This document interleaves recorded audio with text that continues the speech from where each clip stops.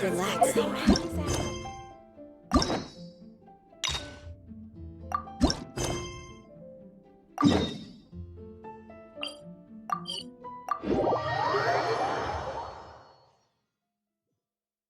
We've been to so many places lately. What do you say we take a day off from adventuring and just find somewhere nice to relax? Let Paimon think. Where are some nice places we could go? Oh, why don't we pay Cloud Retainer a visit at Mount Outsong? It's been a while since we last saw that illuminated bird. She's always the one popping up out of nowhere and scaring us half to death. So let's surprise her this. Here we are, right outside her place. Do you still remember the first time we came here? We even brought offerings and everything. And when we told her that Rex Lapis had been assassinated, she immediately threatened to squash Liyue Harbor. Paimon thought she'd be impossible to get along with. But now that we've spent some more time together, she's really not like that at all. We probably don't need to bring any offerings now that we've gotten to know her pretty well, right? Still, Paimon's got some snacks around here somewhere, so if she really wants something, we can just use that. Huh? Traveler? Did something catch your eye? Whoa, what a pretty lady! Is she also here to visit Cloud Retainer?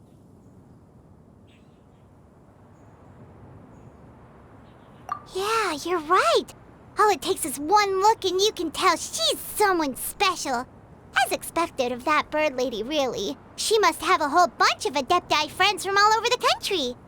Okay, but if we're both friends of Cloud Retainer, then we're basically friends by association, right? Want to go up to her and say hello? Helping you make more connections is a part of Paimon's job as your reliable guide. Paimon's got this.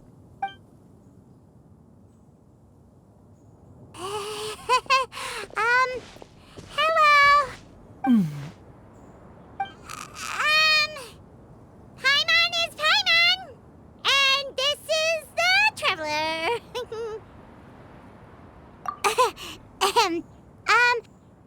Paimon doesn't think we've met, but we're also friends of Cloud Retainer.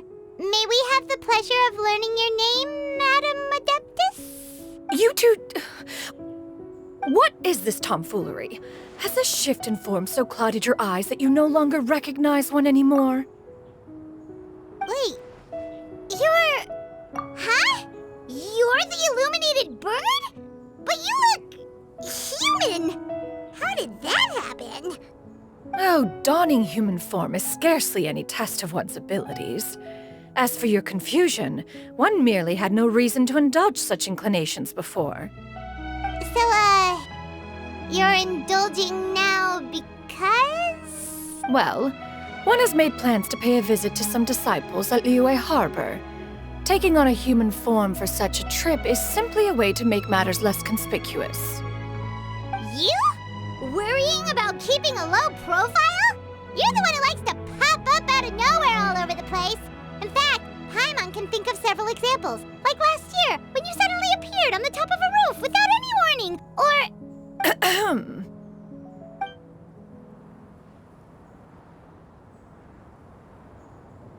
Hey, didn't we agree not to bring that up unless she asked? Oh? So you have taken care to follow the proper rules of etiquette after all. Most commendable.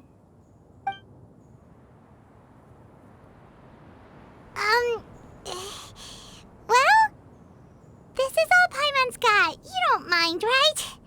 One has never found oneself lacking in basic comforts. On the contrary, it is the gesture that one values above all else. So long as you've shown proper respect and consideration, the quantity or quality of the gift is but a trivial matter. That kinda makes Paimon feel a little guilty for trying to keep them for herself. Anyway, where were we before you reminded Paimon about the gifts? Ah, right. So by disciples, you must mean Ganyu and Shenhe. It's also been a while since we last saw them. Maybe we can come too. One planned to extend the invitation even if you had not raised the matter yourself. Shenhe and Ganyu should be quite pleased to see you again. However, one would first inquire as to the reason behind your visit here. You have cause to seek one's company?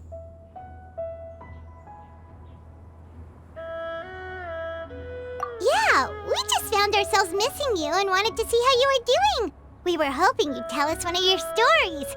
Who knew we'd run into your human form while we were at it? Is that so? If there are no urgent matters at hand, then let us make haste for Liyue Harbor. Ganyu is likely still working at Yue High Pavilion, so that shall be our first stop. Sounds great! Then let's all go to Liyue Harbor!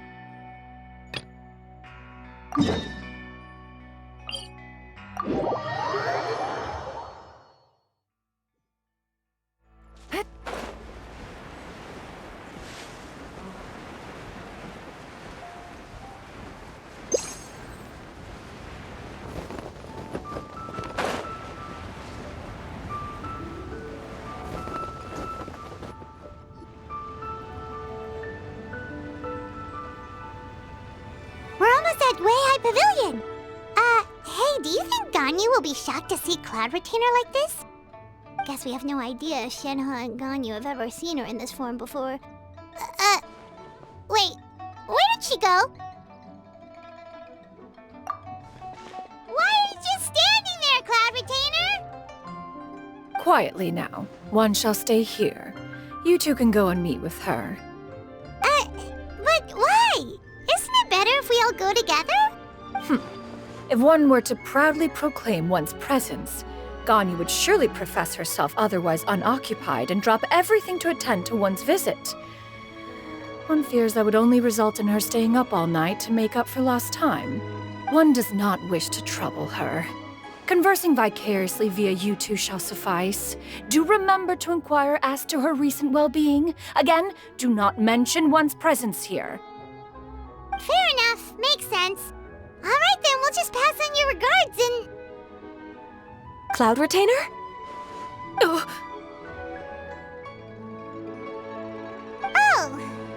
busted. Is that lady someone you know, Miss Ganyu? She is indeed. I'm sorry, Huixin, but could we delay the upcoming meeting for a little bit? I believe my schedule today is quite full.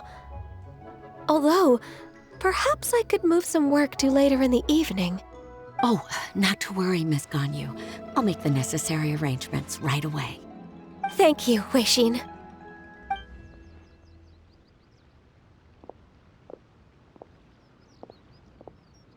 It's been a while, Ganyu. Greetings. What brings you here today? And Cloud Retainer, too. It's been quite some time since I last saw you in this form. You are quite mistaken.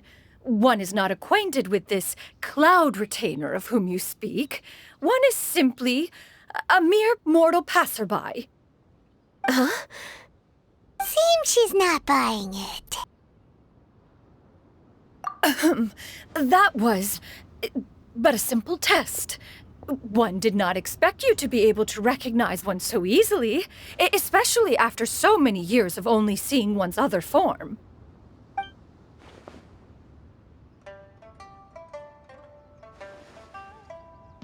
But recognizing you is, my responsibility as your disciple. An apt observation.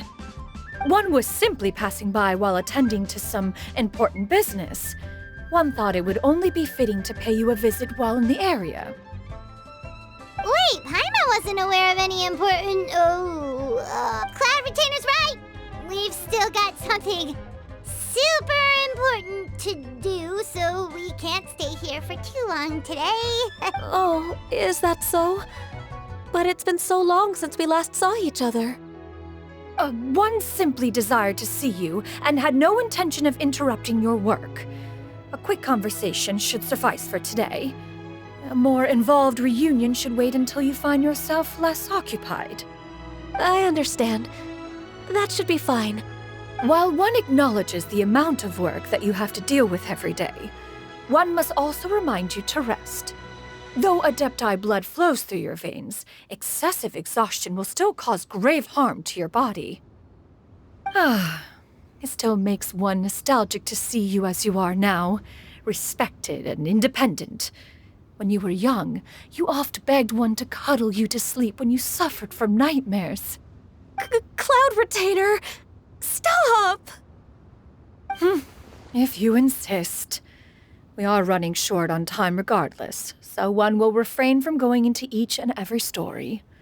Why don't you continue your conversation? One shall simply stand by and listen. Wow, you've been to so many new places since the last time we spoke. If you ever need anything, please just come find me at Uehai Pavilion. Also, forgive me for my presumptuousness, Cloud Retainer, but if you plan to continue appearing in this form, don't you think it'd be helpful to adopt a human name? A human name? Huh. You raise a valid point. Considering the sheer extent of one's renown, Cloud Retainer is surely too recognizable as a name. You really think so? Not that you're not famous or anything, but that famous? You presume to know the extent of one's illustrious achievements. One would hardly think such a thing to be possible. Nevertheless, Ganyu's advice cannot be ignored. From this point on, when in public occasions, be sure to refer to one as Xianyun. Xianyun? I assume that's a reference to the full record of Pristine Pavilion. An Adeptus of years past would rise with the clouds and rest with the moon. They were enlightened and wise, free and unfettered. The writer referenced Master's name to describe her carefree and spontaneous nature. Oh, that sounds super cool! Paimon feels like only the most powerful of Adepti could rise with the clouds and rest with the moon. Actually, those lines were originally written to describe Cloud Retainer herself. Huh? Wait, so you're really that powerful? And what of it? Did you truly take one to be nothing more than a bird of bigger than average size? Not exactly.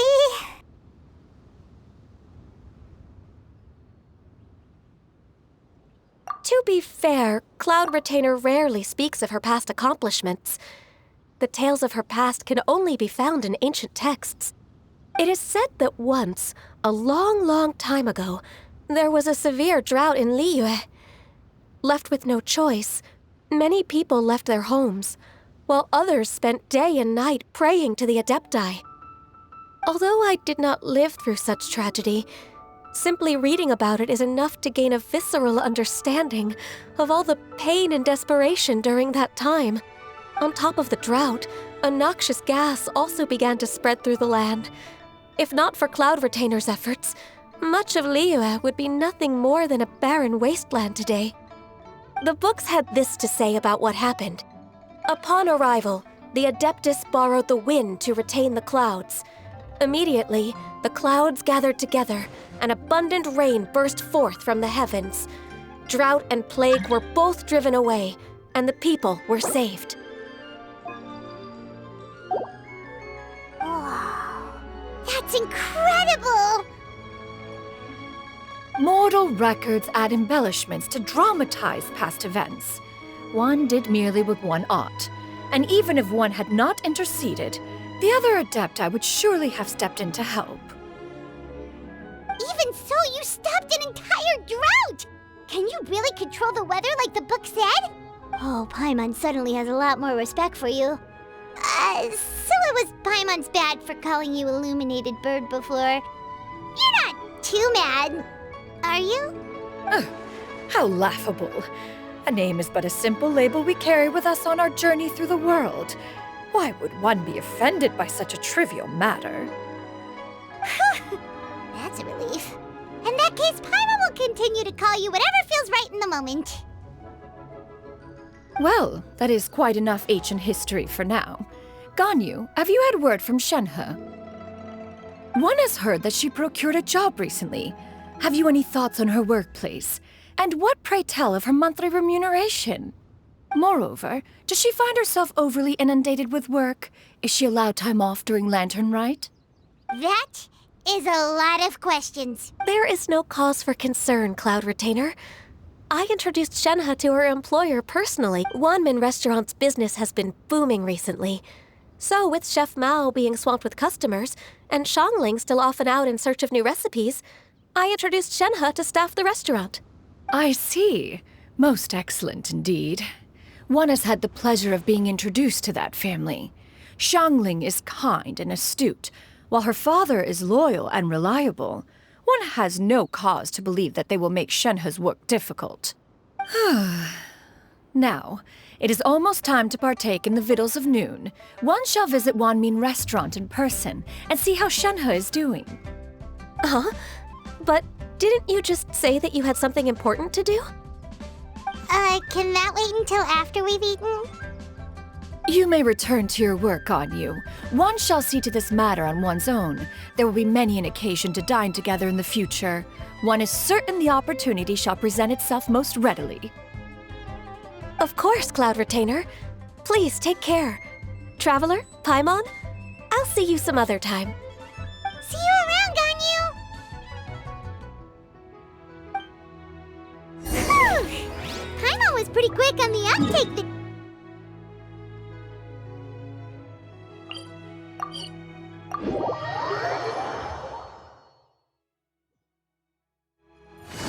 As soon as you mentioned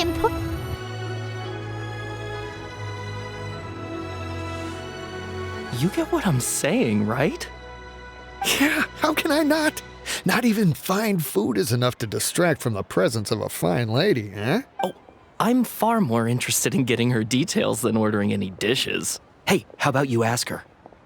You do it. No. I think you should. Wait, she's coming. What can I get for you today?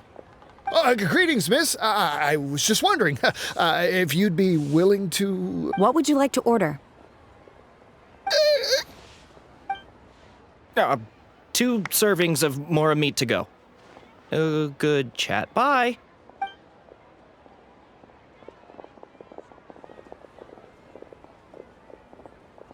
Shenhe! Welcome. It's been a while.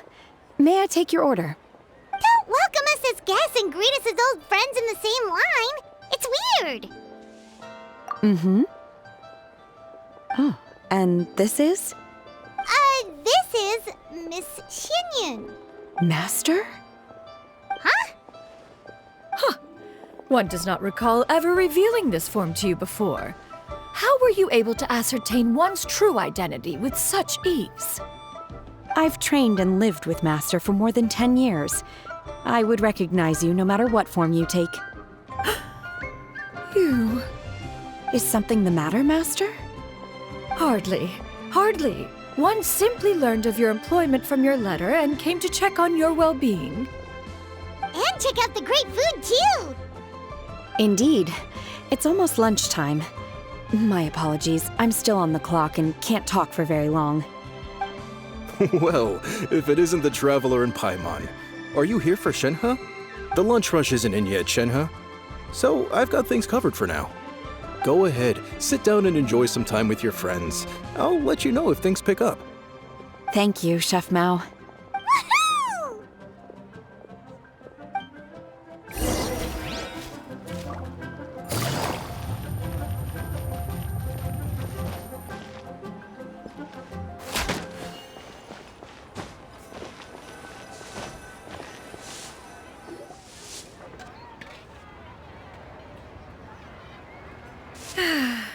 It is just as one expected. The owner of Wanmin Restaurant is indeed a most reasonable and accommodating human. Still, the work here entails dealing with quite a varied group of people. Has this been difficult for you, Shenhe? It's been manageable so far. I sometimes run into strange people, but I have figured out a way to deal with them. Seems like you've been making progress.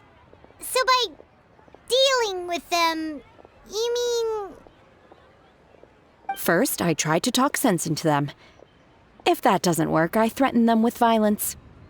At this point, they usually decide they are in favor of a civil conversation. How should Paimon put this? Oh, a sensible plan. One is gladdened to see you integrate so well into human society. And you, Master? How have you been?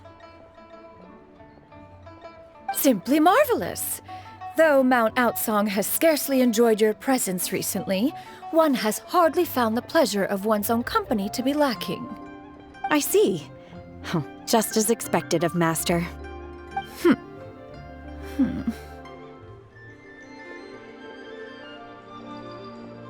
I have missed Master quite a bit too. Even though work has been busy lately, I've already had a conversation with Chef Mao about taking some time off soon to visit Master. Oh, you did?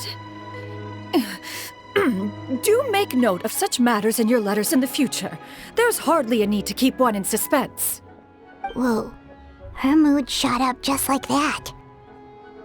By the way, Master, since you are in Liyue Harbor, have you had the chance to visit Ganyu? Indeed. She is similarly preoccupied with her work. There was time only to exchange a few simple pleasantries. Ganyu told us the story of Cloud Retainer's name. It was amazing. We never knew how powerful she was before. I see. In that case, allow me to also share a story about Master's past. Oh? Is that a problem, Master? I believe this to be a good topic of conversation. No, not a problem. One was simply caught off guard. But no matter. Please, proceed. One is most curious to see how much of one's own conversational prowess you possess. Master once participated in a race against Mooncarver. After Mooncarver lost, he insisted that Master's ability to fly gave her a natural edge in such a contest. In response, Master agreed to forego flying in return for being able to use one of her devices in the race. Mooncarver accepted, only to find Master with a brand new device on the day of the contest. What kind of device was it? It was a mechanical vehicle made out of iron. What was it called again? Oh, an electro-powered bicycle? Oh, you refer to the bicyclical Thunder Flashmobile. One spent 49 days conceptualizing and crafting it.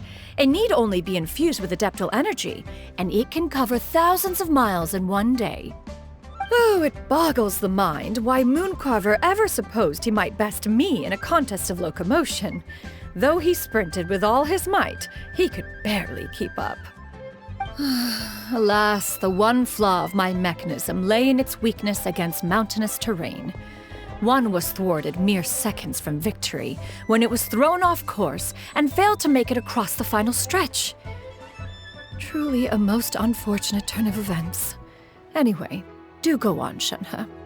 Master, that was the end of that story. Is that so? With you gone, one has seldom felt the desire to call upon those old fossils for another contest. What is a race without spectators, after all? Have you been lonely, Master? Lonely? At one's age, entire human generations come and go in the blink of an eye. Even one's own self-directed musings can span several days and nights.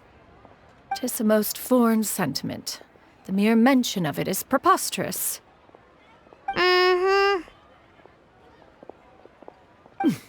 What is the reason for that look upon your face? It's nothing. It's just... Well, Paimon Paimon gained a lot of respect for you after listening to that story of you summoning the rain and everything. But all it took was a few words out of your mouth, and it's like you're back to being that illuminated bird again. Paimon's just a little bit confused. Which one of the two is the real Cloud Retainer? To me, they are both, Master. One is the master that's widely revered by the people, while the other is the master that I respect and adore. Huh. One finds oneself exalted yet again with sweet words of praise and flattery of a most extravagant nature. You chose to exalt one with your words, yet you refuse to grace Mount Outsong with your presence for any extended period of time. One would almost question the sincerity of your estimations. This is not to say that your words paint an inaccurate picture. One has always lived by a single ideal. Eschew all action and abide by no rule. One does as one pleases and speaks as one pleases. Others may critique or praise as they see fit, yet one places little weight in such judgments. She got, 2 sentences of flattery from her disciple, and it's as if her ego is about to burst. Do you have any empty tables?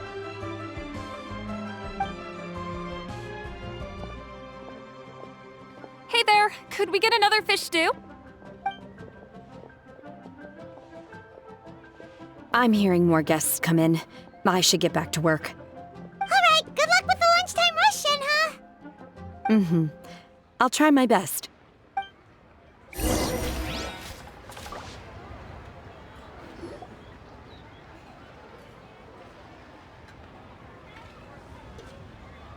much yummy food! Paimon's gonna feast! One is fond of all kinds of delicacies and delights in a multitude of flavors. The dishes here demonstrate no shortage of culinary skill. Their unique flavor profile has left one more than satisfied. In fact, one has been struck by quite the fit of inspiration. One has already begun to conceptualize the next generation of supreme cuisine machines. Everything's so tasty! A bit too hot at times, but still super tasty. I'm sorry, miss, but our tables are full. Shall we try somewhere else, Granny? But it smells so delightful. Can we really not eat here? My poor legs can't go on for much longer. Well, you could always check with some of the other guests and see if anyone's happy to share a table. Okay, I'll ask around.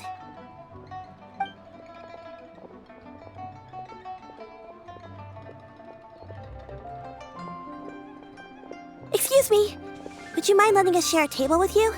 There are no empty tables left, so... Ah, well, Paimon doesn't mind. What about you guys? Great! Thanks so much. My name is Xianyun, and this is my granny, Yuendai. Granny? Yep. Is there something wrong with that? No, Paimon's just a bit surprised. She looks so young. Yeah, a lot of people compliment Granny on her youthful looks, but she's actually much older than she appears.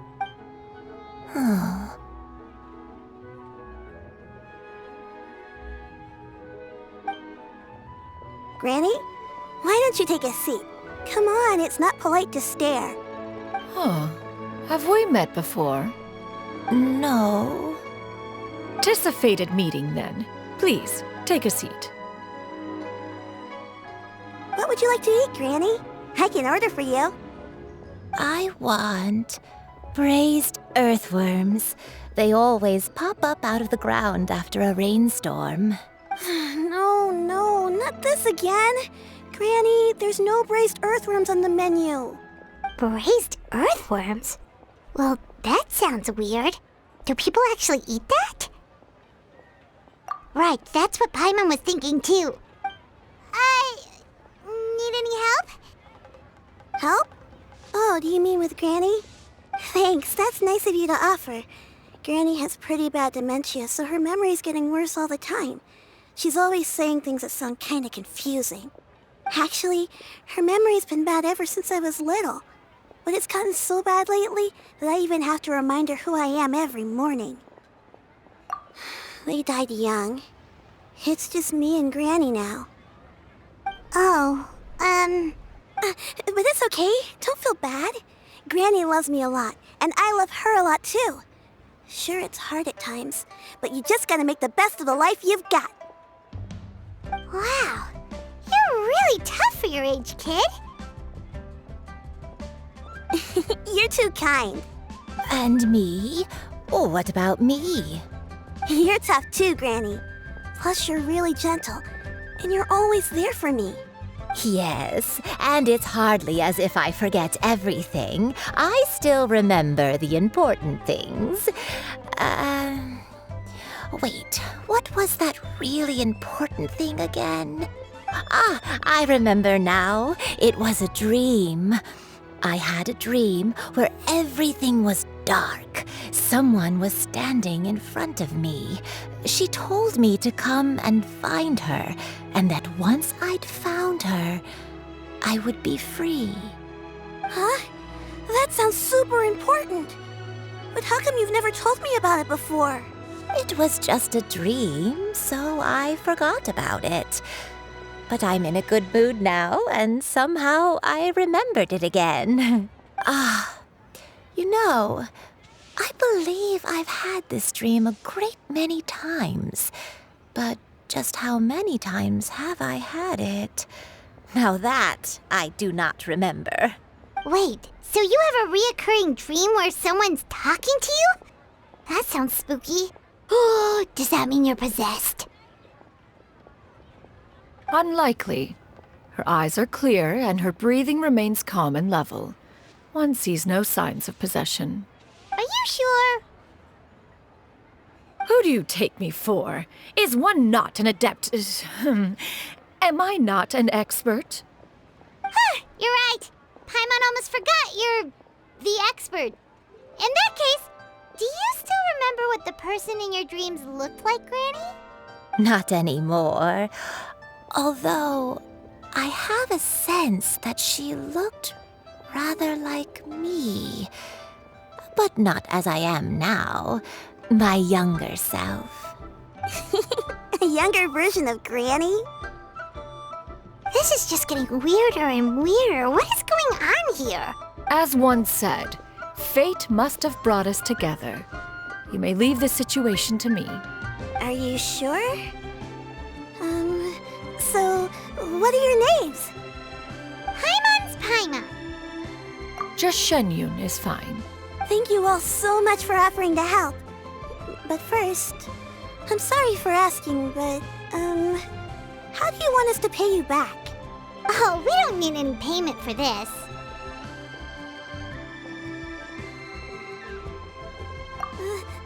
Thank you so much. You're welcome. But Miss Xianyun, what exactly can we do to help out this Granny? All we have to go off is that dream. Where do we start? That is elementary.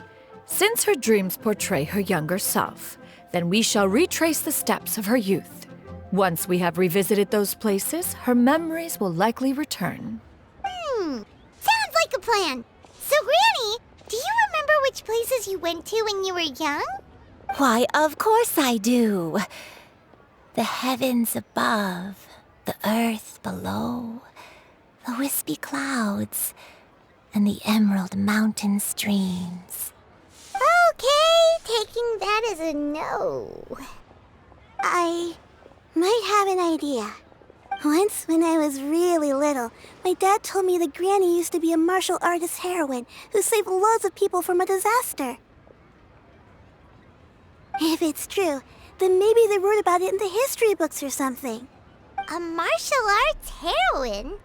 Oh, Shinto knows tons about Liyue's chivalric traditions. If anyone knows about the heroes of the past, it's him.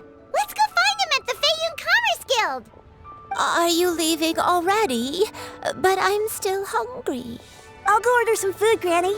If there's nothing on the menu you especially want, I'll just get a few different things. It seems we must part ways for now. The Traveler and Paimon are bound for the Feiyun Commerce Guild, while Yuendai and Shuyu shall remain here and partake of their lunch. As for myself, I have matters to discuss with Streetward Rambler. Streetward Rambler? Oh, you mean Madame Ping! Precisely. Let us meet at Yujing Terrace once you are ready.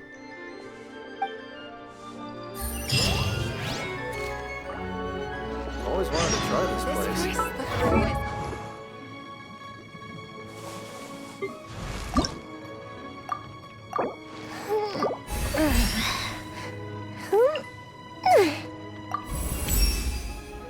Never.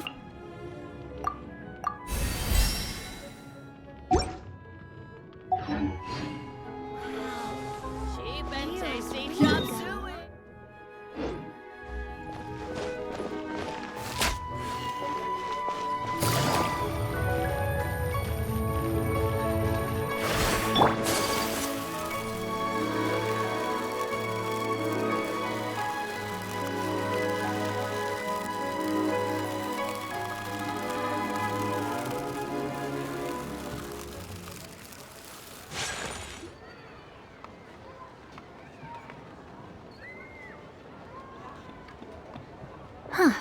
It's you two. What brings you here? Xingqiu! Great, we found you! We wanted to ask you about something.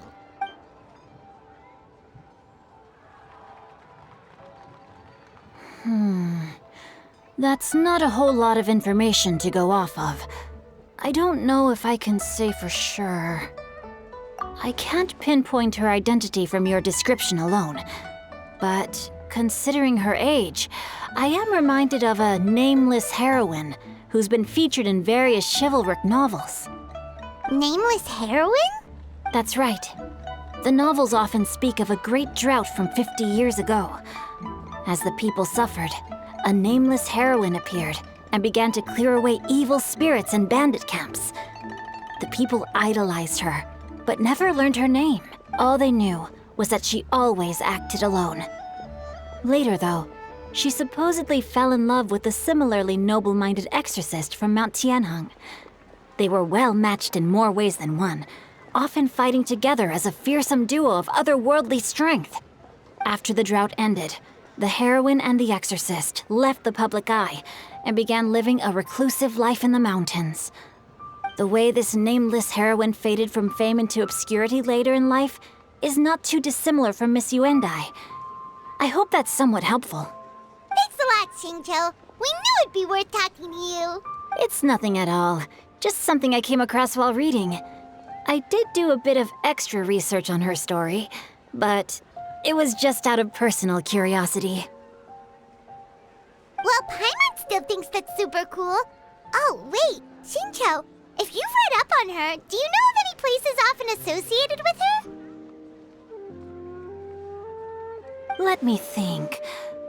In the novels, the nameless heroine always appeared near one of three places: Wangshu Inn, the area just north of Jueyun Karst, and Qingyun Peak. Perhaps the real-life heroine who inspired the character was also often seen near those three places. That would explain why those locations appear in the various novels written about her.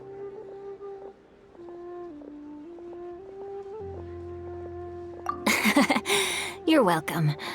To be honest, I found some parts of the story confusing when I first came across it. If Miss Yuendai was indeed the original inspiration for the character, she may just be able to help me put the pieces together. It's rare for a chivalric hero to fade into obscurity during their lifetime, even after retiring from the public eye. But no one ever saw or heard from the nameless heroine again. There were even rumors that she became extremely ill. I've never understood why someone would go to such lengths to erase themselves from public memory. It's almost as if she was trying to hide from something. There's probably far more to the story than what's been written. We'll be sure to tell you if we manage to uncover the truth. That's a deal. Perhaps, behind the truth of it all, there lies a story more fantastical than any work of fiction. Paimon feels like we just learned so much from Xingqiu. A drought, a nameless heroine, a life of seclusion. Wait, why does the story sound super familiar? Oh, right! There's a drought in this story, too! Xingqiu, are droughts super common in Liyue or something? Well, they used to be. But people have long since developed methods to prevent them, like by cultivating the soil or digging canals. So while droughts do happen from time to time, they are rarely regarded as true disasters. The drought 50 years ago is probably one of the worst we've had in the last several centuries. The crops withered, the streams ran dry, and the monsters in the mountains became rabid and agitated. Countless caravans were attacked, and people who lost their homes came together to form bandit groups. That sounds awful! Yeah, and that's exactly why the nameless heroine was so beloved. She must have been someone of true integrity, to do so much for the people while asking nothing in return. Still, as terrible as that drought was, it was nothing compared to the truly calamitous disasters that befell this land in ancient times. They say that back in those days, disasters were both more severe and more common. Only the strongest of Adepti could hope to dispel the ruin and devastation. Do you have any other questions? We're good for now. We're just going to head back and meet up with Miss Xianyun and the others again. Paimon hopes that Granny Yuendai will be able to remember more of her past. She used to be a great hero who saved many people. Anyway, we'll be off now. See you some other time, Xingqiu. Thank you so much for your help. It's no problem at all. Safe travels.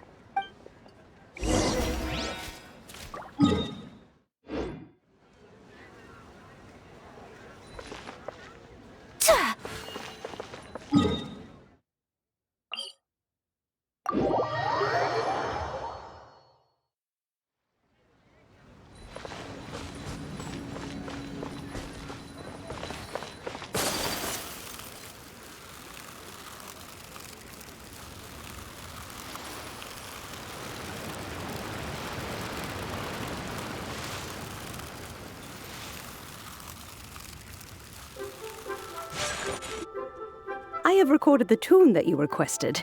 I hope it will be of help to you. Oh, thank you. Straightward, Ping, what has amused you so?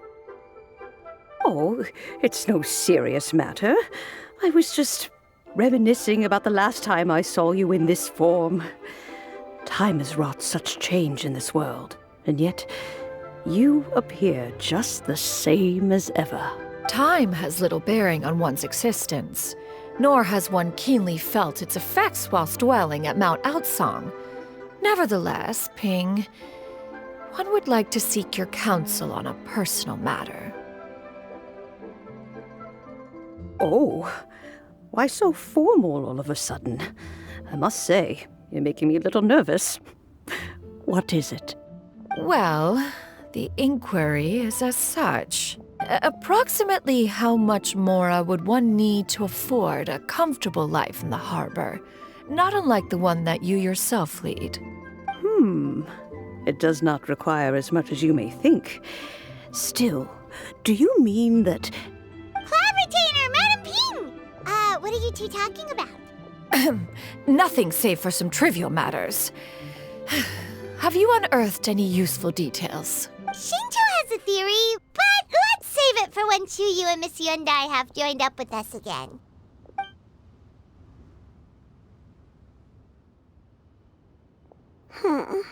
Do not be troubled, young lady. Here, have some tea. Thank you so much. What do you think, Chuyu? Does it match up with what you know of your granny? According to the story, the nameless heroine eventually fell in love with an exorcist from Mount Tianheng. Maybe that's my grandpa. I don't have many memories of him, but there was this one time I found a box in our attic full of a bunch of weird sigils. I think so too. Granny might remember something once she's returned to a familiar place. What marvelous tea. I can taste the dew's sweetness in this cup. It's as if I was taking a stroll in the mountains, thoroughly one with nature and at peace. Is that so? Then please drink as much as you like. There's no need to hurry. At our age, it's always nice to slow down and take the time to appreciate pleasant conversation among friends. Thank you. Okay, since we have the time, can I ask you something?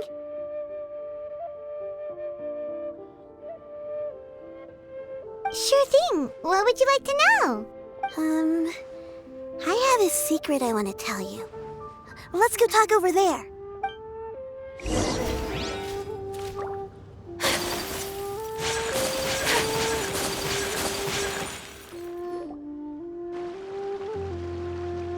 What's wrong, Xianyun? Well, I've been kind of meaning to ask ever since we started talking in the restaurant, but are you guys all adepti in disguise? Oh! About that. Well, you guys just seem super special. Plus, I think I might have heard Miss Xianyun call herself an adeptus. Oh, must have been a slip of the tongue. Xianyun, since you were the one who, misspoke, maybe you can explain to Xianyun here what you really meant by that. One is indeed an adeptus. Is that of some concern to you? Huh? I knew it.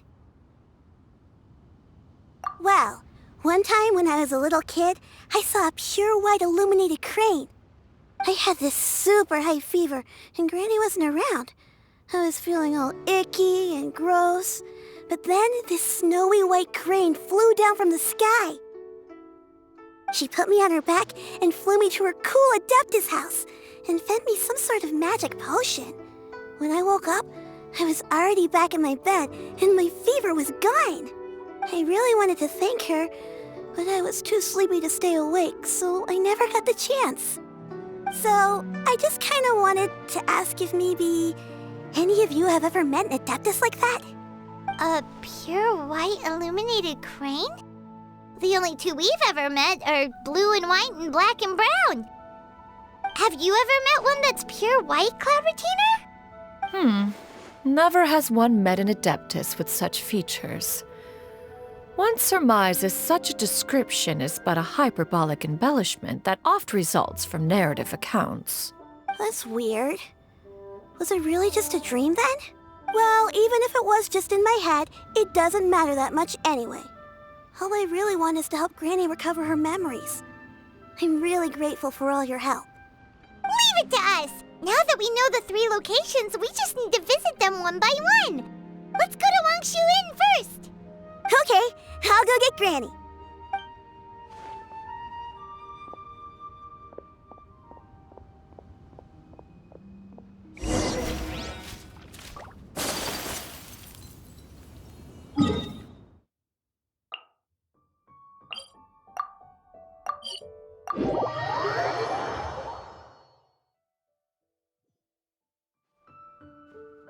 Wangshu Inn.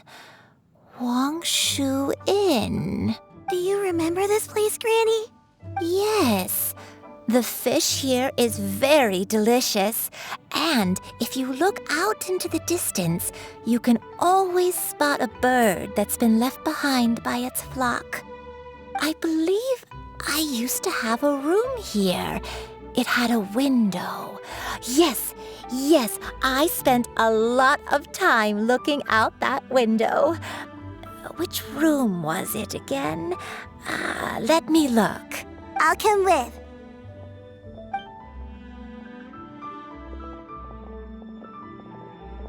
Paimon's still having some trouble understanding what she's talking about, but if she's so familiar with this place, that must mean she lived here, right? Wait, huh? Whoa! Shao! What are you doing here all of a sudden? You scared the living daylights out of Paimon! I sensed a non-human presence and decided to come take a look.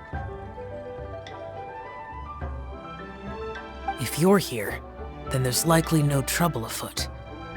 I suppose there's no cause for concern. It's been a while, Cloud Retainer. I see you have returned to your previous form. I have indeed. I fought alongside her in this form on many occasions during the Archon War. Oh, wow! What was she like during the war? Oh, wait, let Paimon take a guess. Was it anything like this? Behold, the glory of one's newest invention, the Bang Bang Continuous Fire Mechanism. Hands up and surrender, or be prepared to face the full might of the Adepti. An impressive imitation. Paimon knows her all too well. Even so, Cloud Retainer was not always as ostentatious as you describe. You may be unaware, but her talent with Adepti sigils is just as formidable as her skill in mechanics. The Archon War reached its peak after Guizhong's death. The Cloud Retainer who fought beside me in those devastating battles was taciturn and solemn, only speaking when she had to activate her sigils. A Cloud Retainer who barely talks? Paimon can't picture it. But what happened after that? If you were so powerful in your human form, why did you decide to take up your bird form again? Once one had bid farewell to the world of mortals, what use would one still have for such a shape? When dwelling between mountain and forest, away from the struggles and troubles of the mortal world, a mortal form is hardly the most fitting of choices. After the war, Cloud Retainer retired to Mount Outsong, only revealing herself to the occasional visitor, and always in her avian form. Although I do believe there was an occasion some 30-odd years ago when she decided to don her human form. I believe it was for the purpose of... One believes there is little need to relive bygone matters. Granny, are you okay? Back then, at this place, Perhaps this conversation should end here. I shall take my leave now. Should you encounter any trouble, you need only call my name. However, given that you are traveling with Cloud Retainer, I trust you are in good hands. Everyone! I think Granny is finally beginning to remember her past. Slowly now, calm your mind and recount what has been recalled. A long time ago, I stayed here to recuperate from my illness. Huh. So what Shinjo said was true! You did fall ill! Was that why you went into hiding? I don't remember. I'm very sorry, but I can't even remember the name of my illness. The only thing I can remember is that it took a great toll on me, and there was no cure for it. I was confined to my room in Wangshu Inn, where I spent many days unconscious. I'd come to every once in a while and stare at the migrating birds outside the window. It was a solemn sight. I remember crying, but I'm not even sure I knew why. One day, I met a traveling merchant. Upon hearing of my illness, he sold me a bottle of soul-revitalizing tea pills.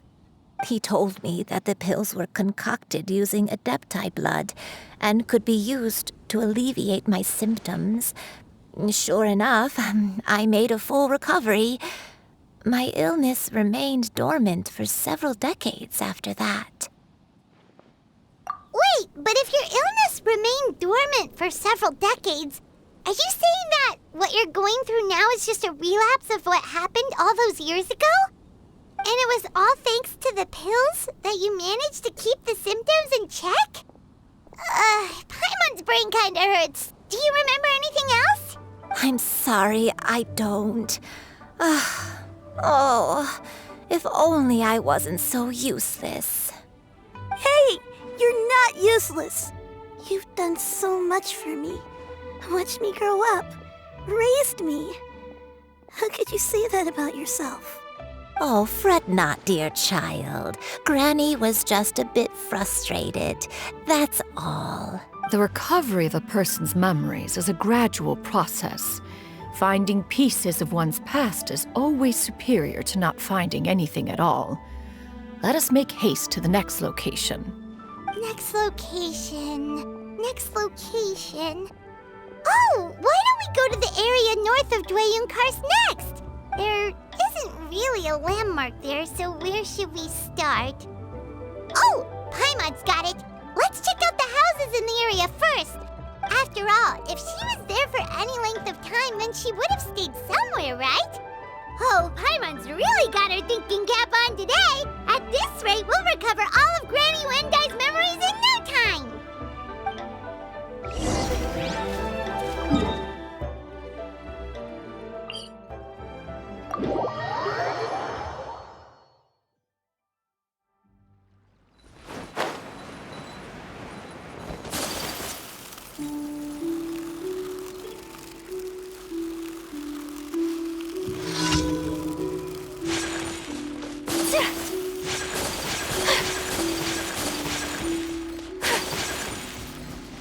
Whoa, why are there so many treasure hoarders here? Guess it's time to round up the bad guys. A hunter becomes... Do you remember anything about this place, Granny Wendai? Let me think. I feel like I've been here before, but I don't think I stayed here too long. I might have just rested here briefly before continuing on my way. Got it. That's okay. There are still plenty of other places we can check. Wait a second. If I remember correctly, I believe I brought... Ah, yes. I brought some sweet snacks with me.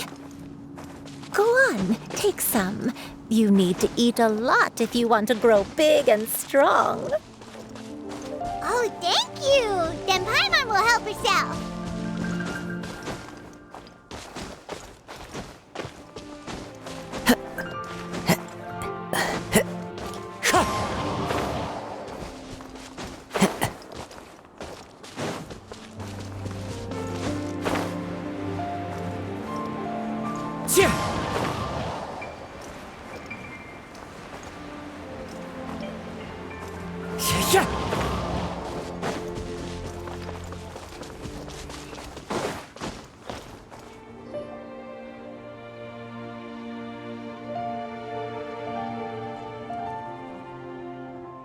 Paimon sees an abandoned house. Why don't we take a break over there? This place... it's...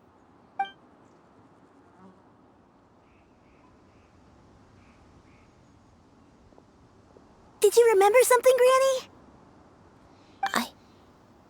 I remember. Shuyu, this is where your father was born. It was a moonless night. I had been injured, so your grandpa was supporting me. We fled together with some being in the fog behind us in hot pursuit. I had exhausted my strength when the labor pains came on, so we took refuge in this house. Your grandpa set up a barrier outside, but neither of us knew if it could hold the monsters back. I remember that night. I remember falling to my knees, reciting a prayer over and over. I alone am the source of this sin. Punish me as you wish for forsaking my oath, but spare my innocent child. Sin? Oath? Did you do something wrong? I don't know. I don't remember. I only remember praying in the darkness with all my strength until the sun finally rose again and the fog cleared out. Eventually, the house was filled with the sound of my baby's first cries.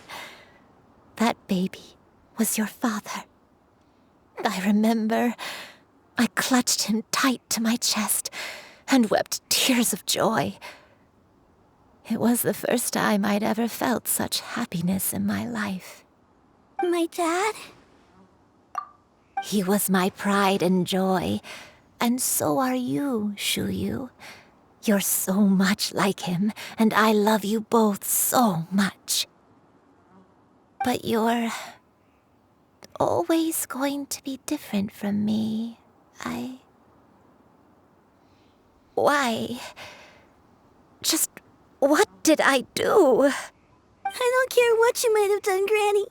You'll always be the person I love more than anything. You're too sweet, Shuyu. I'm lucky to have you with me. If not for you, I would not have had the courage to come here, to try to remember what I had forgotten. All right, let's not stand around any longer. There's one place left, yes? Let's go take a look. If one recalls correctly, the next place should be Xianyun Peak. Yuandai, how fares your health?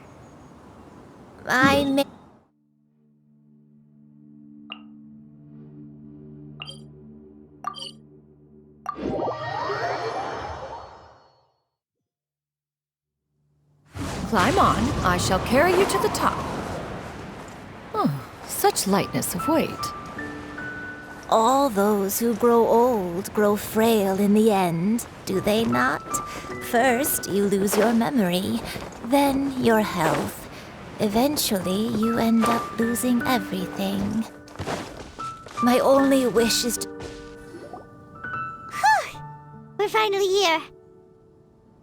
Does this place feel familiar to you, Granny Yuandai? Let me see... How strange. Have I lived here before? When we were at Wangshu Inn and the abandoned house earlier, though I couldn't remember everything, I still felt a sense of familiarity. I could easily picture myself in those places. But here, I don't have that feeling. Perhaps I did come here in the past, but it just didn't leave a strong impression on me. But did the stories get it wrong then? Yeah, that's true. But they're also the only thing we have to go off of. Paimon was hoping this place would jog Granny Yuandai's memory just like the others. I'm sorry to disappoint you two. It's all right. We're not going to give up yet. We'll figure something else out. Just you wait. Thank you. If only I could remember. Huh? That way. What's that mountain? Oh, let Paimon look! Huh? Isn't that Mount Outsong? Looks like we've come full circle. Mount Outsong. Mount Outsong. Granny, are you okay? Don't push yourself, Granny. It's okay if you can't remember. You shouldn't do something that makes you sad. Mount Outsong, What am I really? Mount Outsong holds some familiarity to you? It does, but I can't go back. Are you feeling unwell? My head, it feels all heavy and dizzy. What is wrong with me? Cloud, Miss Xianyun, is there anything you can do? Let us go to Mount Outsong. But... Fret not, all will be well. Yuandai, you have already given more than enough to the pursuit of this endeavor. You may leave the rest to me. I've prepared something that can aid you in suppressing the fear in your heart and restoring your lost memories. It currently resides at Mount Outsong. Wait, really? When did you do that? I never leave anything to chance. All will reveal itself when we arrive.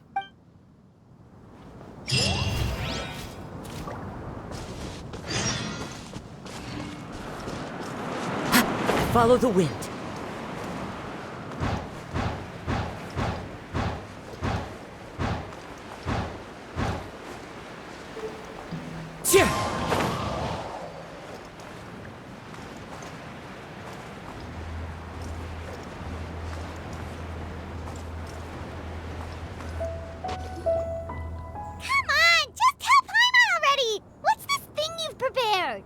Here, this is it.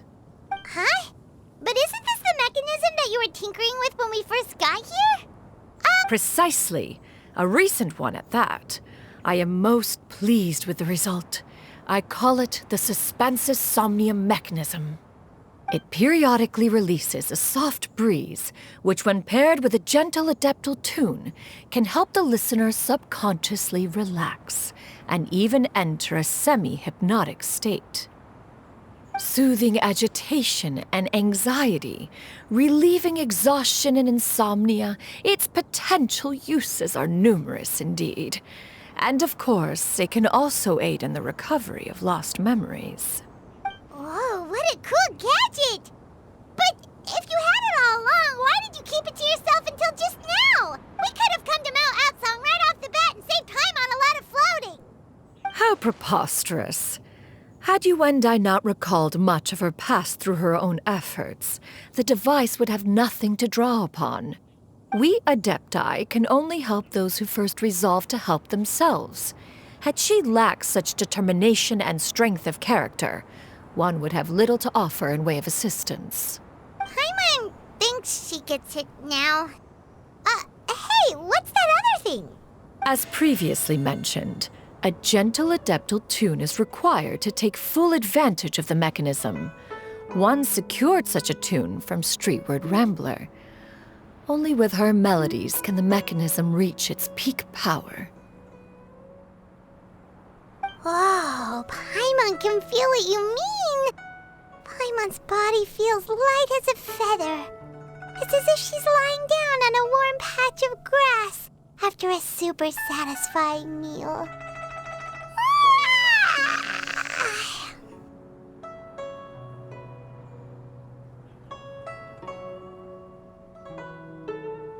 And you, Yuendai, is the mechanism helping you to relax?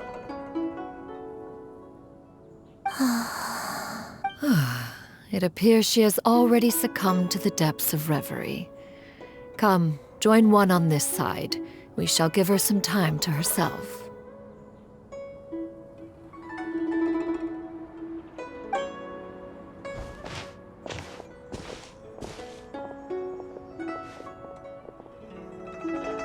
The drought is over. But why do you look like you want to cry?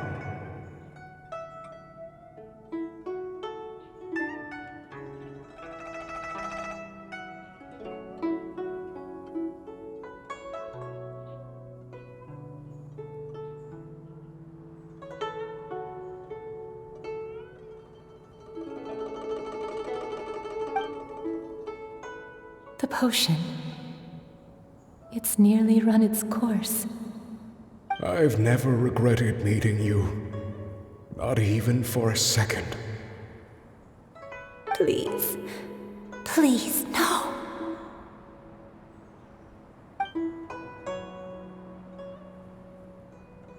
Have you forgotten?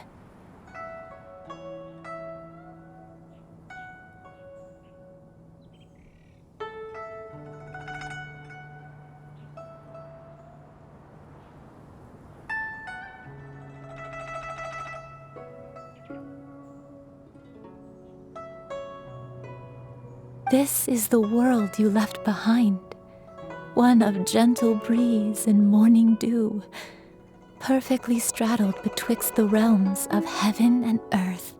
This is your home. This is where you belong. You should have never left.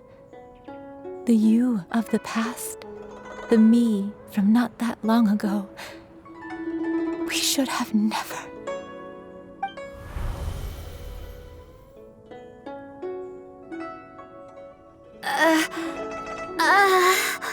So that is the truth. No wonder this place is so familiar. Granny! Granny, are you okay? Cloud Retainer. Your memories have returned? Wait, did you just call her by her full name? Does that mean you already knew each other? Yes. I now remember everything. Everything.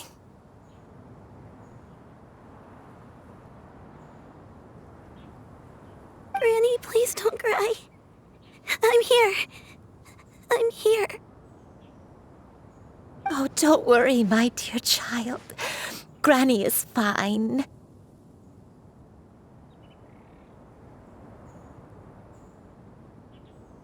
I'm so sorry, everyone. You've gone to so much trouble on my behalf. It's all come back to me now.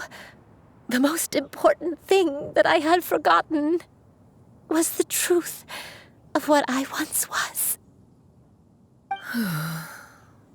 One can sense the guilt that now plagues your conscience. Reclaiming a truth long buried is sure to come with a myriad of complex emotions. Perhaps one should recount the story on your behalf while you compose yourself. No, it's okay. Now that I've remembered, I must face my memories head on. Shuyu, everyone, I cannot thank you enough for all your help. I'm ready to tell you my story, if you're willing to listen. Please, Granny, don't force yourself. What happened in the past doesn't matter. I love you more than anything. Nothing you say can change that. I know, dear child. My feelings for you are exactly the same. It is for this reason that you deserve to know the truth. Some time ago, I made a terrible mistake, one for which I could never atone. Is this the sin that you mentioned in Xianyun Karst? What happened? I am, in truth, not a human being. My real form, one that I held for centuries, was that of a wild crane. I spent many, many years living on Mount Outsong, bathing in the soft breeze and drinking the sweet dew of the mountains. At some point, I somehow gained wisdom and sentience. The Lord of the Mountain, Cloud Retainer, became aware of my existence and began to share many stories with me. She even passed on the secret of cultivation to me. Though she never took me on as a formal disciple, I always saw her as my master. Whenever she took out her tools to work on mechanisms or new inventions, I would also stand next to her and watch. I even contemplated completing my training and becoming an adeptus in my own right. I followed her teachings, and time gradually passed us by. Until that fateful day 50 years ago. 50 years ago? That's right. Master regaled me with many stories of her past deeds. From them, I learned how she had saved people from a similar crisis in the past. She was the one I looked up to the most. More than anything, I dreamt of becoming an adeptus like her. I wanted to travel the land like she had, relieving suffering wherever I went. But I was still far from being a real adeptus. I possessed no ability to take on human form and fit in with the crowd. Once she learned of my desires, Master prepared a special dose of human mimicry potion for me. She warned me that the potion's effects would only last 10 years, and if I were to fail to return to my original form at the end of that time, I would forever forget my past as a crane and become something neither human, beast, nor adeptus. Oh no. So that was the source of your dementia all along. Was it because of Grandpa? Indeed, I fell in love. Though he was human, he had spent his entire life training on Mount Tianheng. When we met, it was not only my first foray into the world below, but his as well. Although clumsy and impulsive as he was, you'd think he was the real strange bird among the two of us. But still, just like me, he cared deeply about the world and wanted, more than anything, to cleanse it of all pain and suffering. I could not help but fall for him. But my time continued to tick away. Those 10 years passed by in a flash. Yet I did not want to leave his side, so I... Oh no, what happened next? I committed an offense. I wanted to stay with him, even if it meant living a life full of pain and suffering, even if it meant that I would eventually turn into a monstrosity. I knew I had betrayed Master's hopes, but I was too ashamed to face her. So I wrote her a long letter instead and asked someone to leave it outside her abode. I was convinced that she would not support my decision, and I lacked the courage to speak to her face to face. In my shame, I fled and tried to hide from the world, such that no one would be able to find me again. But that was only the beginning of my troubles. I began to suffer from a strange illness. My memories became hazy and confused, and I could no longer keep myself awake. I understood that my pain was caused by my refusal to return to the life I was fated to lead. Along with my memories as a crane, I soon forgot the true cause of my suffering as well. I knew only that I had committed a sin. All I could do was pray for forgiveness, even if I had long forgotten what needed to be forgiven. Looking back, I was beyond lucky to have come across that traveling merchant at Wangshu Inn. It was such a fortunate coincidence that we were there at the same time. If it weren't for those soul-revitalizing tea pills, I probably would have... Granny! What's wrong? Coincidence? Why did I ever think it was a coincidence? Tea pills concocted using the blood of an adeptus? No, it couldn't be. Master, don't tell me. Back then, that merchant was actually... Human custom would dictate the conferral of gifts to be in order when one's progeny is wedded, would it not? Consider the pills a symbol of one's best wishes. So when I tried to conceal my name and mistakes from the world and hide myself away in perpetuity, the only person I managed to deceive was myself. You knew where I was all along. One still remembers when you were but a fledgling. You possessed a certain fondness for a particular game. You would hide yourself among a group of wild cranes and ask one to pick you out from among the flock. One found you with such ease every time. 'Tis a truth most evident. One always recognizes one's own, no matter what form they may take. Wait! Paimon's confused! So, Cloud Retainer, you found Yuendai again? But how? When? And what happened after that? Perhaps it is now time for one to recount the rest of the tale.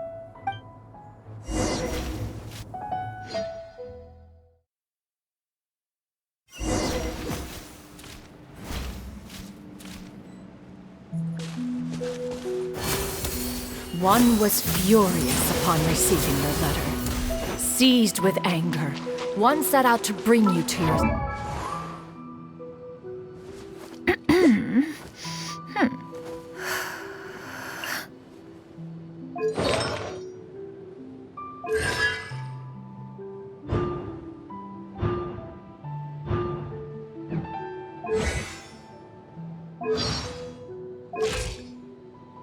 senses.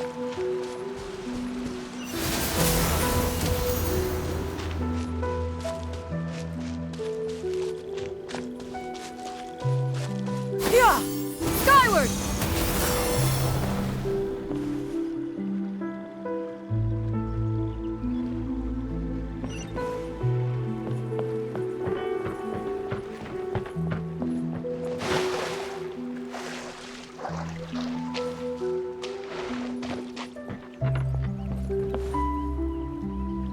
In truth, one had more than a few misgivings about your chosen partner. As an exorcist, his talent was lacking. One could hardly say his skill with sigils was any better. But soon, one came to appreciate the devotion he bestowed upon you during your illness. He never uttered a complaint and rarely left your side.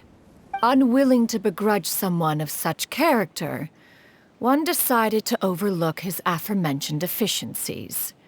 Glaring though they may have been, wishing to grant you a life without regrets, one gathered many divine ingredients and used one's own blood to create a form of medicine. Though imperfect, it managed to suppress the more dire effects of your illness. As for how to deliver the medicine, after much contemplation, one eventually decided to perform the deed oneself.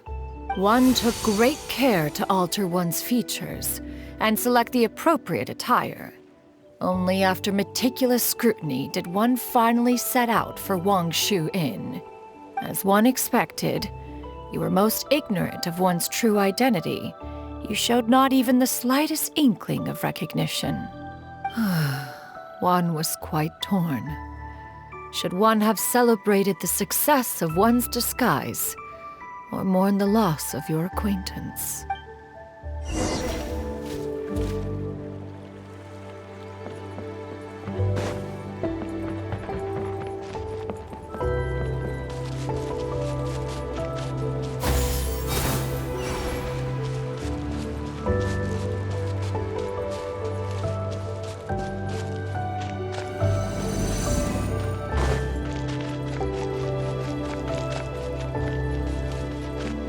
Yeah! Skyward!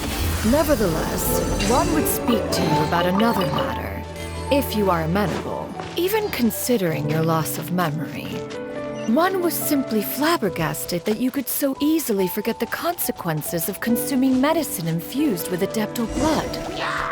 Its proclivity to attract monsters is hardly that complicated of a concept to remember. To think that you tried to travel while weak from sickness and heavy with child. Had one not intervened to clear the fog, all of you would have been lost during the night.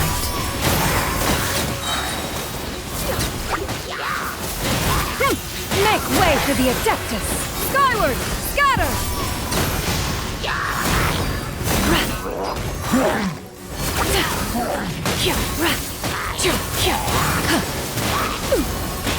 Skyward! Scatter!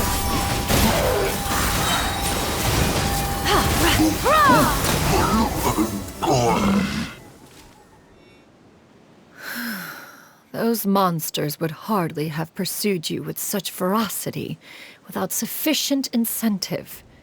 They were likely incited by the presence of godly remains. Said godly remains, in turn, were likely drawn to the trace of one scent on your body.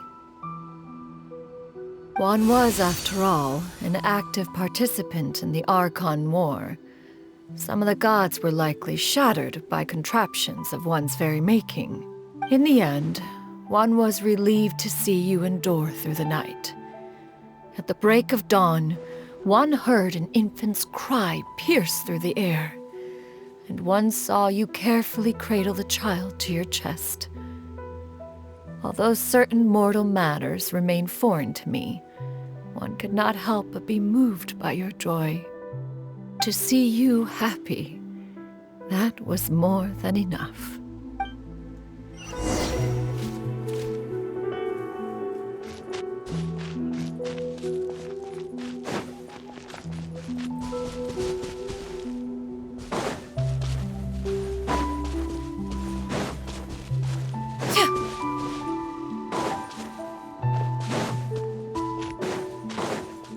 Now you should have a complete understanding of the events. Wait! But if that's true, then the crane who took care of me when I was sick must also be... Ah, one had almost neglected to recount the absurdities of that tale.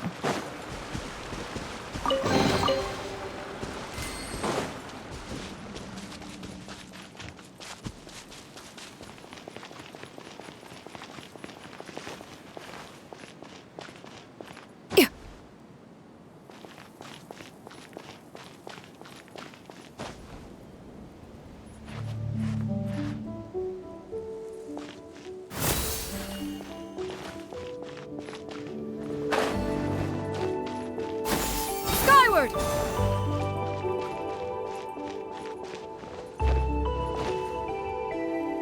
Just as Yuendai troubled one with her antics, so did you give one many a headache. Upon finding you burning with fever, one made plans to bring you back to one's abode for treatment. However, upon seeing one's form, you began to cry, refusing to get on one's back. When one asked you why, apparently you believed that one could not possibly be a true Adeptus, because all illuminated cranes are white from tip to toe. One had no choice but to apply powder to one's body to conceal the variegated nature of one's appearance. You became more than amenable enough when one stood before you devoid of any other coloring. It bears mentioning, however, that as a crane, Yuendai was nearly entirely pure white in color. Though you had never encountered her in that form, you still recognize the essence of her being. Perhaps fate brought you two together in more ways than one.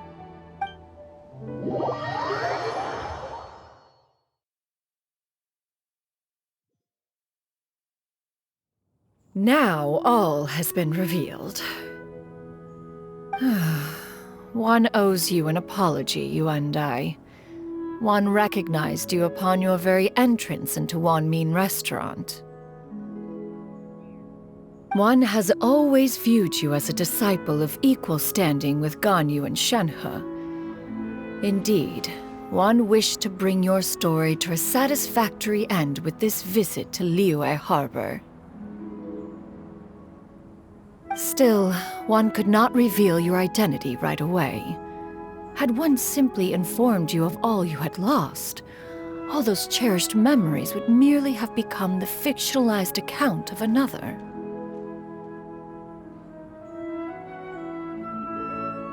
Memories are most meaningful when recalled by those who lived through them. Would you not agree? Even if the process was painful and arduous to experience.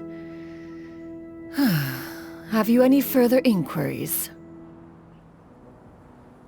Master, I must ask. If you found me all those years ago, why did you leave me be, even though you knew about my mistake? Why did you not bring me back to Mount Outsong by force? One has never regarded your action as a mistake. It was a simple choice, nothing more. When it is time for one's progeny to leave the nest, it is the responsibility of an elder to let them fly free. Yet, when your wings grow weary and the night grows dark, just know that you always have a place to which to return. 'Tis a refuge referred to by many a name in mortal writing. Home, nest, haven. Whatever its denomination may be, its essence remains quite unchanged.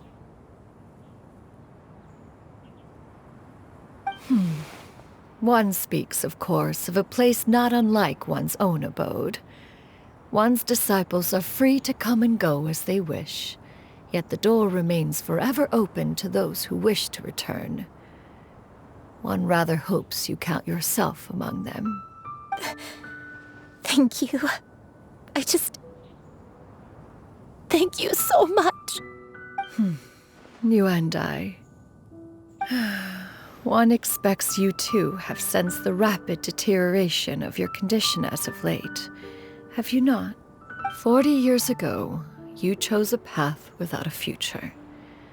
Though one used one's own blood to provide you with a few decades of extra time, it merely delayed the inevitable. One may have extended the path, yet one was unable to alter its final destination.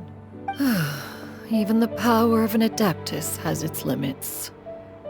Had your condition continued to deteriorate, you would have forgotten your life as a human entirely. In the end, you would have turned into a creature lacking in the ability to even comprehend its own monstrousness. Fortunately, you were able to avoid that scenario by reclaiming your memories. Though one sped the process along by providing some guidance, The result is entirely a reflection of your own effort.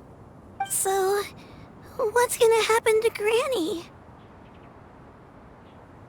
One will help her reclaim her original form as a wild crane. If it be fated, she may recover her sentience one day.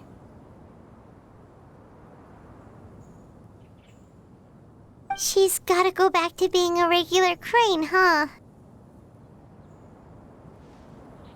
Master, you've already done more than enough for me.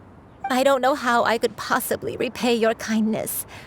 This is a better result than I could have ever hoped for. How much time do I have left? Not long. The transformation is imminent. Granny? Please don't leave, okay? You're all I have left. Please. Don't be sad, dear child. Granny has led a wonderful life. My only regret is having to leave you behind. Don't forget to eat well, okay? A growing young lady like yourself needs lots of good food to grow big and strong. Promise Granny you'll take good care of yourself when I'm gone. I promise, Granny. I'll do whatever you say. Good girl. Good girl. Don't worry. It's not goodbye forever. Granny's gonna become the most formidable crane in all of Mount Outsung. Granny will train day and night. I won't stop until I can turn into a human without having to rely on anything but my own power. When that day comes, we'll be able to live together again, you and I. How's that sound? Good. That's a good girl. Even though we won't see each other for a little while, as long as we both work hard, we're sure to meet again someday. I'll eat well, Granny. I promise. And I'll wait for you, no matter how long it takes. I'll wait for you to come back.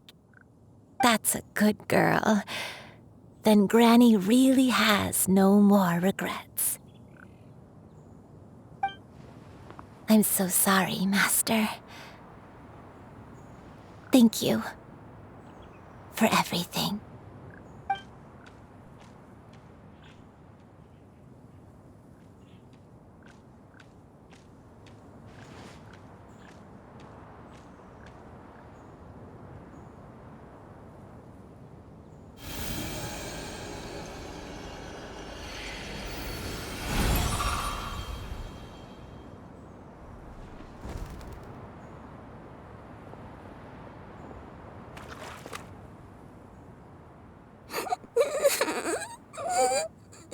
Xianyun. Let her be. At her age, crying is a natural, if not fitting, response to such an event. Tears are a necessary part of maturation. Sometimes there is scarcely a better vehicle to wash away the toll of stress and misery. Now that the issue has been resolved, you should also take a moment to relax. Give yourself some time to rest. Take a nap if you must. One will wake you in due time.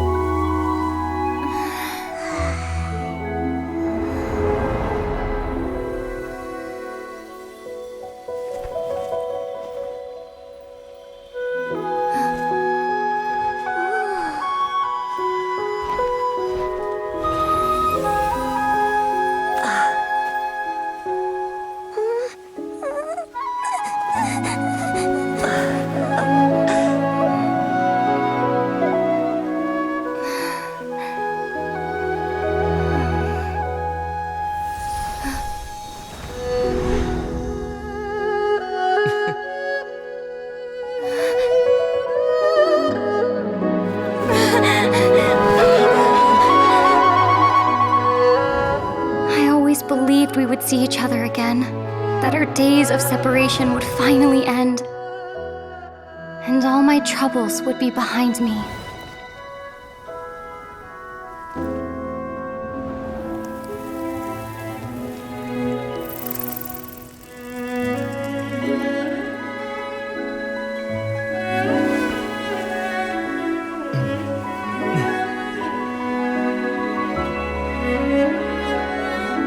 If only things could stay this way forever.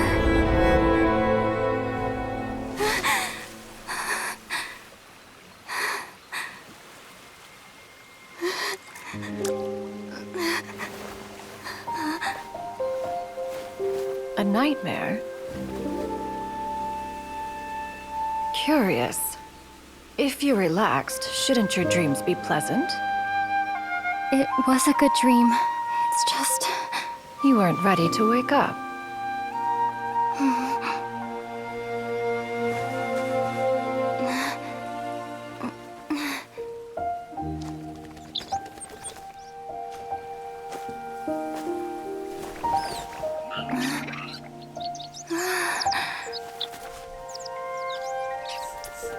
Eloquent as one may be, words of comfort are not one's strong suit.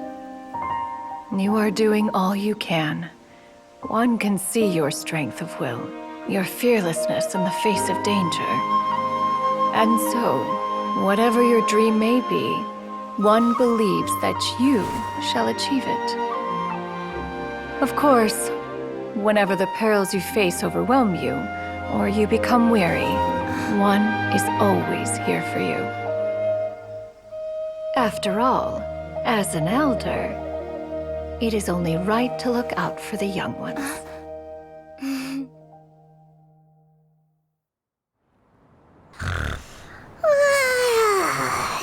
Grilled chicken drumsticks. Huh?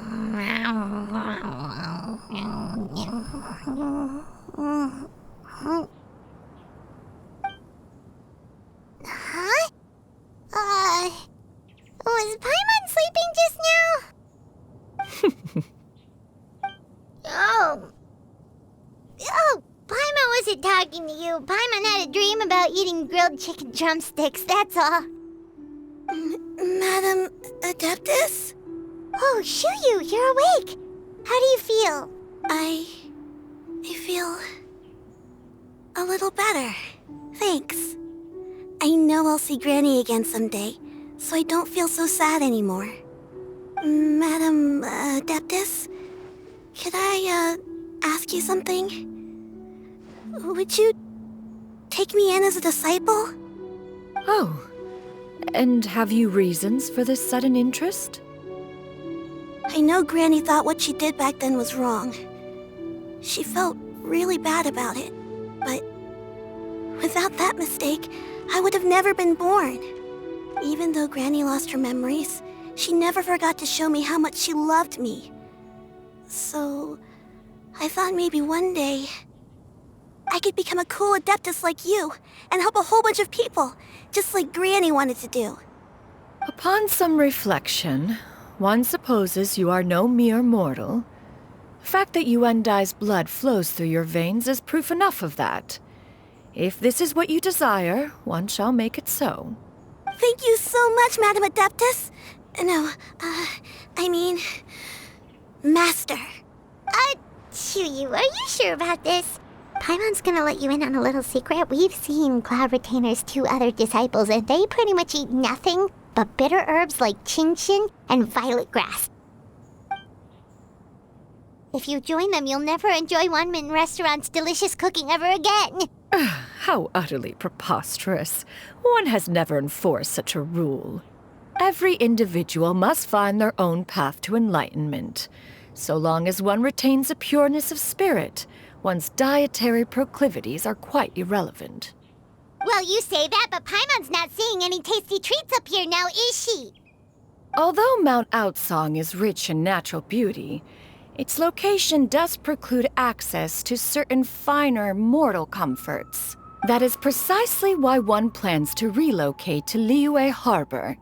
Shu Yu shall have the honor of becoming one's first disciple in the human world. Whoa, you're leaving Mount Outsang? One has never concerned oneself with the location of one's residence. From the very beginning, one has sought only solace and peace.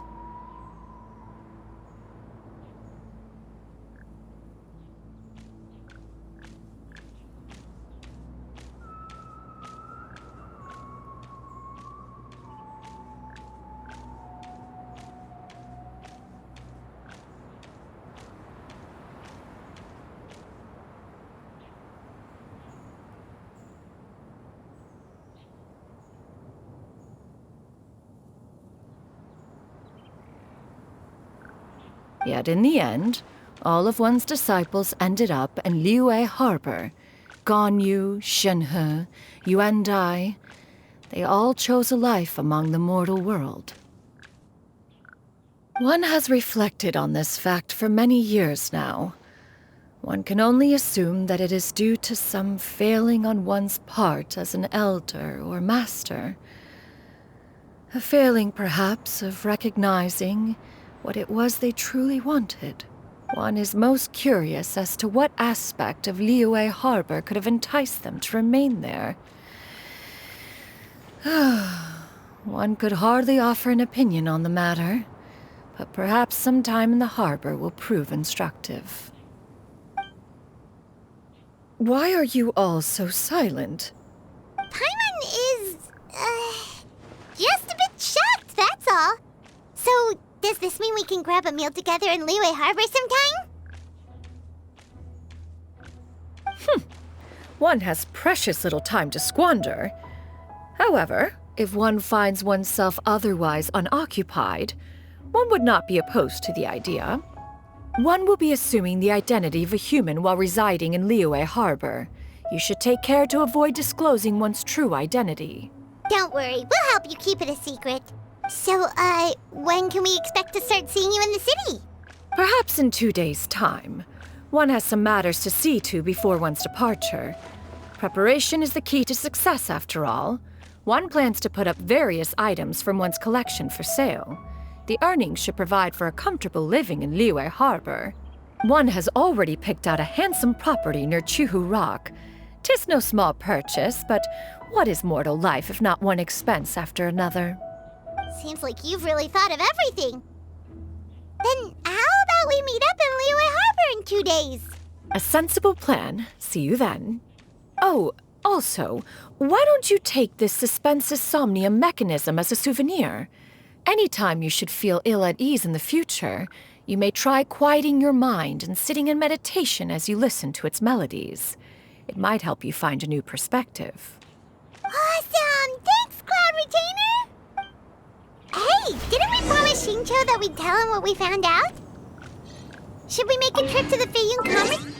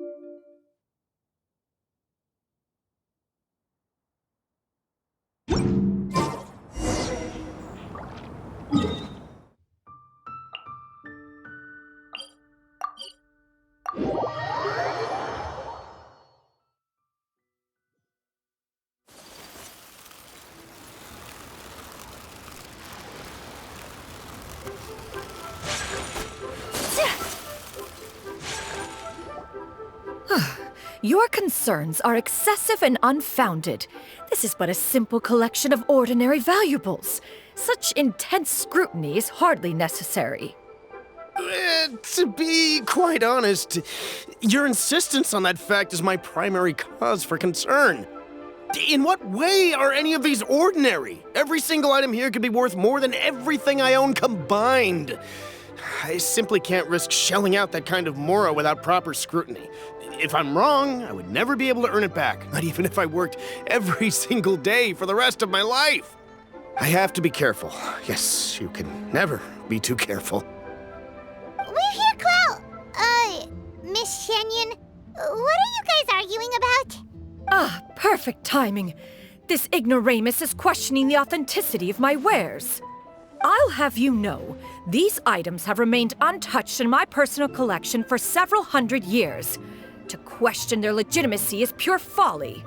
Several hundred years? Indeed. They're family heirlooms, you see, passed down over many generations, as families are wont to do. Yep, they've definitely been around a while. We can vouch for her on that one. Hear that? Had I not found myself in need of mora, I would scarcely have had the heart to part with them. Indeed, you should consider it an honor to even have the opportunity to behold them with your own eyes. Doubt their authenticity any further, and I may just decide to take them to another buyer. Whoa! Please don't go! I apologize for any insult, miss. You see, I know full well that I lack the knowledge to judge the true worth of these items. If you could wait but a moment, I've hired an expert to appraise them for me. He should be here shortly. An expert, you say? Very well. I will wait for a little while longer, then. Traveler, Paimon, this is my new residence. If you have cause to seek my company in the future, this is where you can find me. Master! Oh, it's you two again. How Xiu you! You got a new outfit! It looks great on you. Mm-hmm. Master made it for me. I like it too. Huh? You know how to make clothes? Do I know how to make clothes? With the support of the proper mechanism, sewing is hardly a challenge. Master, I brought in most of my stuff. There's a few boxes left, but they're kind of heavy, so I just left them outside. Fret not. I shall help you move them into your room. Actually, I should probably sort through my stuff a bit first. Everything's kind of messy right now, so maybe you could, not look yet, Master? Yeah, that'd be great. It appears my young apprentice has her own fair share of secrets. No matter. Do what you must, child. Now, this expert you mentioned, when can we expect their arrival? Soon. Ah, there he is! Here, allow me to make some introductions. This is Mr. Zhongli, a well-respected consultant at Wangshang Funeral Parlor and an expert in all manner of valuables and antiques. Mr. Zhongli, this is Miss Xianyun. She's the one who's looking to sell the collection of valuables I mentioned earlier.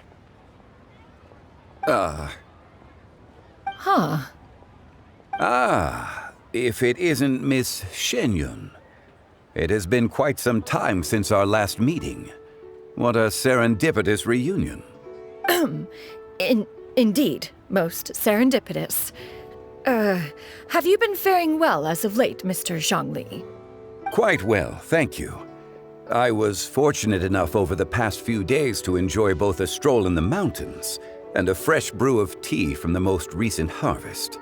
The experiences left me with such insight and peace. Huh. So you two are already acquainted? Indeed. How fortunate we are that fate has brought us together again. If you are otherwise unaware, allow me to inform you that Miss Xianyun is a well-regarded collector and appraiser. She is well-versed in all fields, and oft-celebrated for her impeccable taste. You stand to gain much from this opportunity. You are too kind, Mr. Zhongli. True collectors pride themselves on their wealth of knowledge and eye for detail. I can say without a doubt that you are foremost in that regard.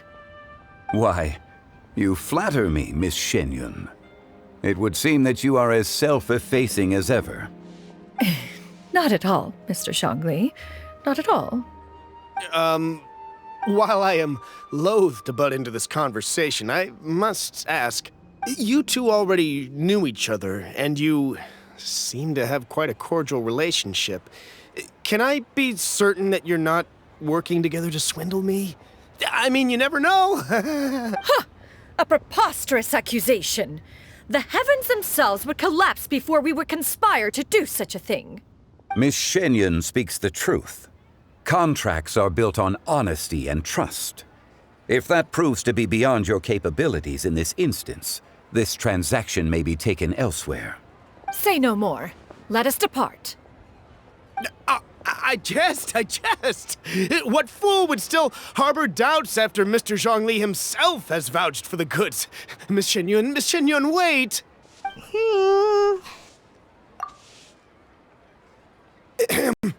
I deeply apologize for doubting you. So, Mr. Zhongli, could you please give me a final verdict on the value of these items? There is no cause for concern. They are indeed rare and precious valuables. Take this mechanism, for instance. Though one may not immediately perceive its purpose, its structure and appearance are exquisite enough to merit it a place in any fine home. The same can be said for this one here. Few could hope to possess an item that so perfectly blends mechanical wonder with geometric grace. I am sure you have heard from your travels that the study of mechanisms is among the most wondrous arts in this world. With that in mind, I earnestly recommend procuring every last item in this collection. All right. Since I hired you as my consultant, Mr. Zhongli, I shall, of course, trust your good opinion. Then, in that case, Miss Xianyun, I'll take the lot. However, since the final sum is quite large, how about we start with an initial deposit through the Northland Bank?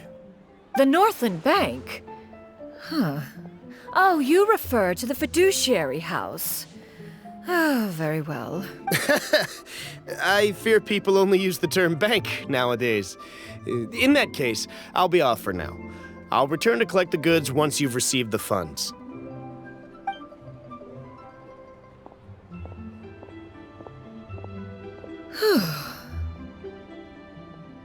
Zhongli! My friends, have you been doing well? We've been great! How about you? Paimon didn't know you were such a busy consultant! My days have been quite pleasant as well. I had been quietly enjoying a cup of tea when Mr. Xiaozu requested my services. As for you, Miss Xianyun, I presume you must be looking to settle in the city? I must say, the name Xianyun sounds exceedingly strange coming from you. Perhaps you could dispense of that particular epithet in further conversation. Whatever for. Am I not addressing you as a friend should? Well, that is true, but... Alas, refer to me however you will. After all, a name exists such that others may address you with it. One is hardly ignorant of that fact. It would seem that you have gained many valuable insights over the years, Cloud Retainer. One has indeed. One's previous days were all brief. Now that one has made up one's mind to move and settle, one has gained a much better appreciation of the hubbub and commotion of the city, as well as the people's hard work and ardor. This city is much changed from how it was more than 1,000 years ago. Not unlike the ocean tides, so too shall the movement of people ebb and flow. From turmoil to peace, enlightenment to aspiration. Human society possesses limitless potential. In another 1,000 years, the scene we witness here may change in ways that are impossible for either of us to imagine. Alright, that's enough reflection for one day. No need to get all sentimental on us. You make a valid point, Paimon. Now that the sale has concluded, what say one plays the host as we try some specialty dishes together? One must profess great interest in trying bamboo shoot soup. Perhaps you have forgotten, Cloud Retainer, but I once tried my hand at that dish. You were at the table on that occasion, so logic dictates that you should have already tried it. Oh? What occasion was this? It was a reunion between friends several centuries ago. Alas, you must have been too preoccupied to secure yourself a portion. Or perhaps our other companions simply availed themselves of faster reflexes on that occasion. Huh! Hardly. 'Twas most certainly out of consideration for the others in attendance. In but a moment, one will show you what it means to have a true deftness of hand. It is settled then. Bamboo shoot soup, mora meat, crab roe tofu, triple-layered consommé. We shall enjoy the lot. One has already passed word to Shenhe and Ganyu to make a reservation. It is prime time for them to meet one's newest disciple. Is that agreeable to everyone? It should be a most splendid occasion. Shu Yu, come now, it is time to dine. Ah, this gentleman over here is Mr. Zhongli. He is, A humble employee of Wangsheng Funeral Parlor. Pleased to make your acquaintance. Nice to meet you too, Mr. Zhongli. That should be everyone, right? Let's go! Sounds good. Actually, Master, have you ever tried Adeptus' temptation? I heard it's impossible to stop eating after even just one bite. You know, 'cause it's super tempting and stuff. Is that true? That sounds rather implausible. Although with the right preparation, certain dishes can be too delicious to resist. Huh? Why are you all walking so fast? Hey, wait for Paimon! Hey, wait up!